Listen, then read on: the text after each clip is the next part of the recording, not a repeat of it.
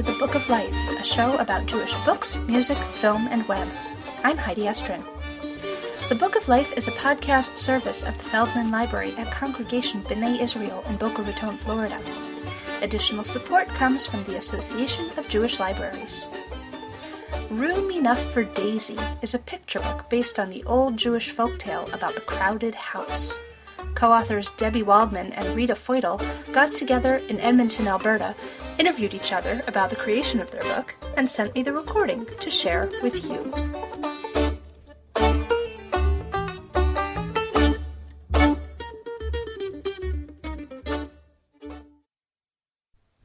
Okay, Debbie, Room Enough for Daisy. What is the story about? It's about a girl named Daisy who thinks that her room is too small. She's about to celebrate her birthday, and she knows she's going to get loads of birthday presents, and she just doesn't know where she's going to put them.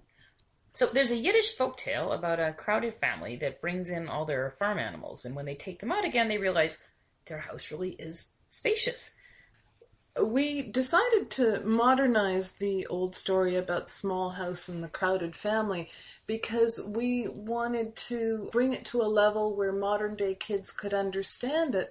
And we weren't really entirely sure that they would relate to somebody bringing they might be entertained by somebody bringing in their livestock, but we wanted a story about a kid because we knew that we wanted to write it for Orca, and Orca's very focused on picture books for children, should have children who are the protagonists. So we needed to make it about a kid, and we felt it was more realistic based on our experiences with our kids to make it about a kid who had too much stuff rather than a person who brought his livestock in. I think if we were telling this story and hewing more closely to the original tale and making it an adult protagonist, he probably wouldn't bring in livestock either.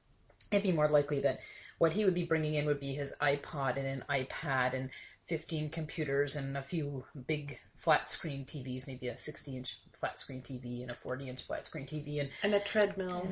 And an elliptical trainer and a rowing machine and a Stairmaster. And then he realized he was actually much happier with his paperback copy of War and Peace and his manual typewriter, and at the end of the story you'd see him going out for a walk to enjoy nature. But that wasn't the story we were going to tell. But there are ways in which we made our modern-day story similar to the old folktale. Do you want to talk about that? Well, yeah, in the old folktale, the man is told to bring in his livestock. Basically, he's told to bring in something that doesn't belong, something from outside that doesn't belong in the house. And in our case, we have Daisy's mom bringing in things that Daisy had said she was going to get rid of a long time ago, doesn't play with anymore, hasn't looked at in years, and still can't bear to part with them. So her mother says, okay, if you want these things, I'll bring them into your room. And every week her mother brings in more things. When her room gets so crowded, there's no room for her to move around to play with them anyway. We also updated the story by empowering Daisy to realize on her own that she doesn't need this stuff. And that's a message that she comes to on her own. She helps her mom clean up and put everything back into its rightful place, whether it's the rummage sale box or the backyard or even the trash bin. Daisy does hang on to something from her past. She hangs on to Maxie, her teddy bear, and that's what connects her to what's important in her past. But she realizes she can get rid of all the other stuff because she doesn't need it. And there are other people who could use it. Yes, exactly. And the final similarity that we have between the traditional folktale and our version is that at the end, when Daisy has managed to clear things out, perhaps give a few of the things that she really doesn't need off to the mitzvah day sale, she looks around her room and, just as in the original folktale, declares that she has the perfect place and is quite contented. And we're hoping that young readers will recognize how happy she is with the space that she's in now. Rita and I met each other a number of years ago through a literacy organization that we belong to, the Young Alberta Book Society. And we were talking one day about folktales that we like.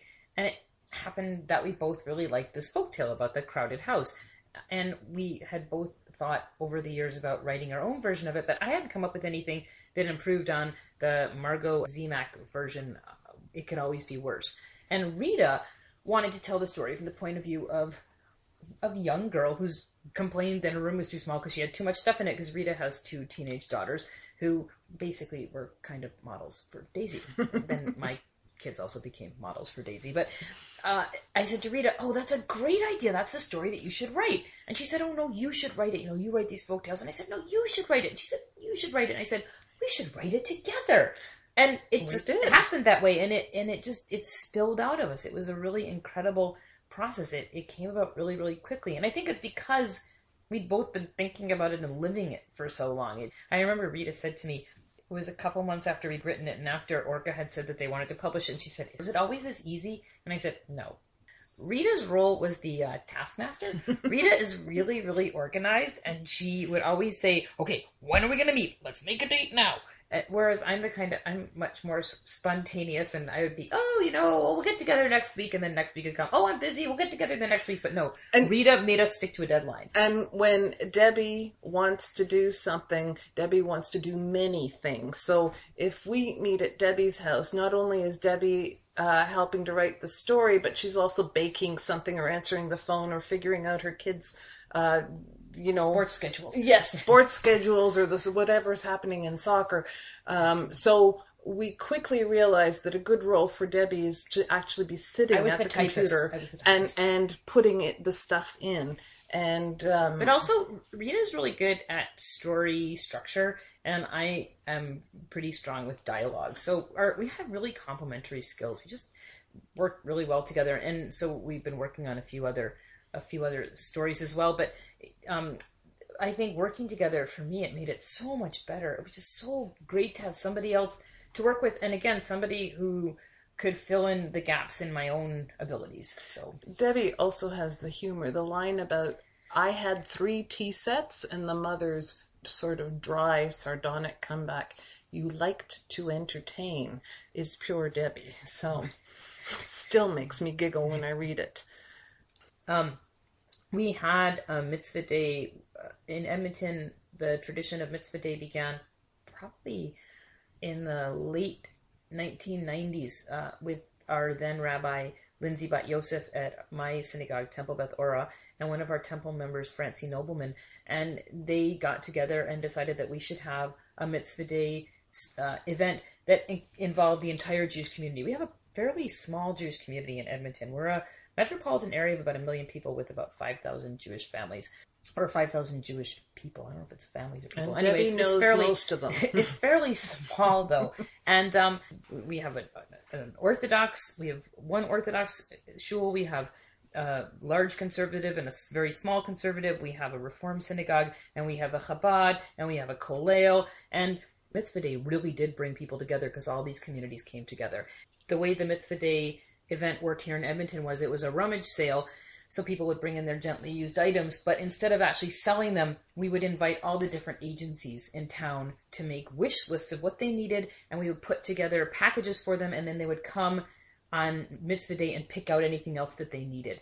So we would have the women's shelter and the shelter for kids and various other homeless shelters. And young mothers, teenage mothers. Yeah, there were programs for that, and different the Mennonite Newcomer Center, because we have so many new immigrant families from all over the world who come here. So all these agencies would come in and get everything that they needed, and it was an amazing day, and it took a whole lot of organization. And the kids really look forward every year to helping out, and it was a wonderful way to bring people together and to do something good for the community. And so when we first started thinking about this story, my initial thought was, Daisy should be giving her stuff to Mitzvah Day. But then I was thinking, maybe I should write another Jewish story, because I've written 2 Jewish stories and I should try to do something different.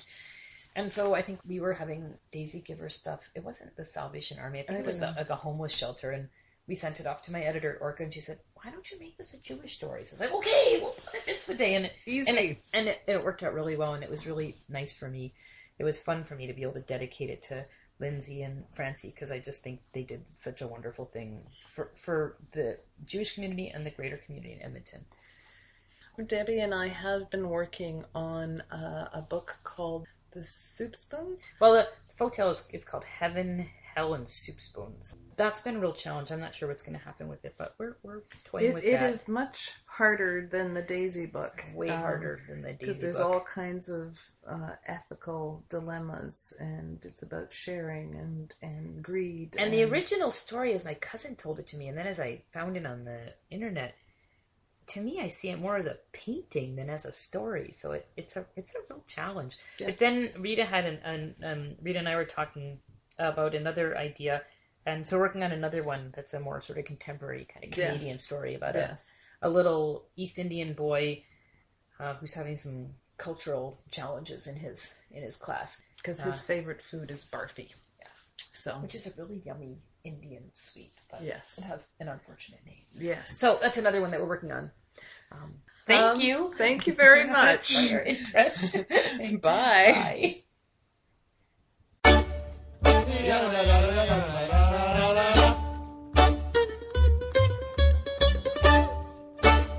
There are so many ways to connect with the Book of Life. Fan us at facebook.com/Book of Life Podcast. Follow us at twitter.com/Book of Life Pod. Email us at bookoflifepodcast@gmail.com or leave us a voicemail at 561-206-2473. You can also listen to the latest episode by phone at 916-313-3820. And of course, find links to everything at bookoflifepodcast.com. The Book of Life is a podcast service of the Feldman Library at Congregation B'nai Israel in Boca Raton, Florida, at cbiboca.org, and is supported in part by the Association of Jewish Libraries at jewishlibraries.org.